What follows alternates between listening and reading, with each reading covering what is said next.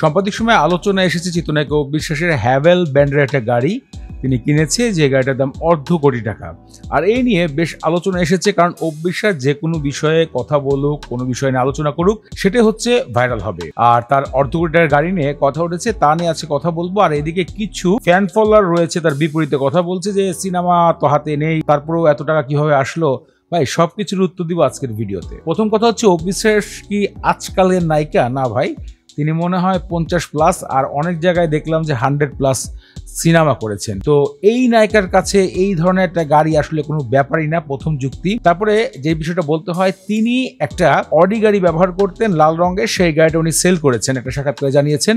এবং আরও যে বিষয়টা জানা যায় যে তিনি আরো কয়েকটা গাড়ি সেল করে একটা টাকা অ্যামাউন্ট করেছে, এই অ্যামাউন্ট থেকে তিনি কিনেছেন। এটা হয়তোবা একটা নিউজ থেকে আমি বলতেছি, কিন্তু আমি যেটা মতামত দিব যে অপু বিশ্বাস যদি সিনেমা নাও করে, তার যে একটা ব্র্যান্ড ভ্যালু সেটা হয়তোবা আমাদের জানা নেই, অনেকেরই। যারা জানেন তারা তো জানেনি। একটা কথা বলি, অপু বিশ্বাস আমার দেখায় যে বাংলাদেশের কোনো কোম্পানি উদ্বোধন হোক, কোনো শোরুম উদ্বোধন হোক, অনেকে বলেন না ফিতা কাটা নায়িকা, তো এটাই একটা ব্যাখ্যা দিই যে এটা কিন্তু তিনি মাগনা করেন না ভাই, এটা একটা অ্যামাউন্ট নেয়, ওই অ্যামাউন্টটা নেওয়ার পরে তিনি সেই জায়গায় যায়। এটা হচ্ছে সে কোম্পানির উপরে অ্যামাউন্টটা বেয়ার করে, যে একটা কোম্পানিতে যাচ্ছে $1 লক্ষ টাকা ধরেন। এটা কিন্তু আমি আপনার ধরার জন্য বলতেছি, একদম অ্যাকচুয়ালি কোনো অ্যামাউন্ট বলছি না।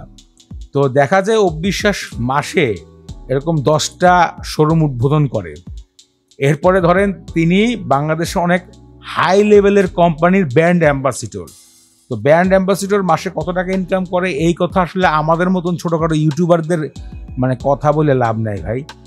আমরাও একটা রেসপন্সরশিপের জন্য মনে করেন যে দীর্ঘ সময় অপেক্ষা করি। সো এখানে একটা জিনিসই বলতে চাই যে এই যে $1.5 কোটি টাকার গাড়ির দাম এসেছে, একটা সূত্রে জানা গেল যে এই গাড়িটার দাম 45 লক্ষ টাকা।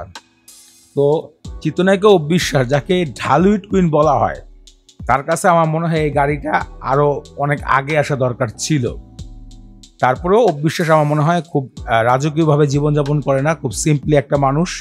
যদিও বা তার সাথে আমার পার্সোনাল কখনো দেখা হয়নি, তবে দূর থেকে আমি এটাই বুঝতে পারি অপু বিশ্বাস একজন সিম্পলি মানুষ। তিনি ওইভাবে চাকচম্য পছন্দ করেন না, সাদাসিধাভাবে জীবনকে পরিচালনা করেন। সো এটাই ছিল আজকের সাবজেক্ট, যে $1.5 কোটি টাকার গাড়ি অপু বিশ্বাস কীভাবে পেল। আসলে থাম্বনেলটা দেখে আপনি যেমন চিন্তিত ছিলেন, আমিও অনেক নিউজ দেখলাম, অনেক জায়গায় অনেক লেখালেখি দেখলাম। কারণ এখন হয়েছে কি, কিছু কিছু ফ্যানের বিপরীতে কথা বলারও লোক রয়েছে।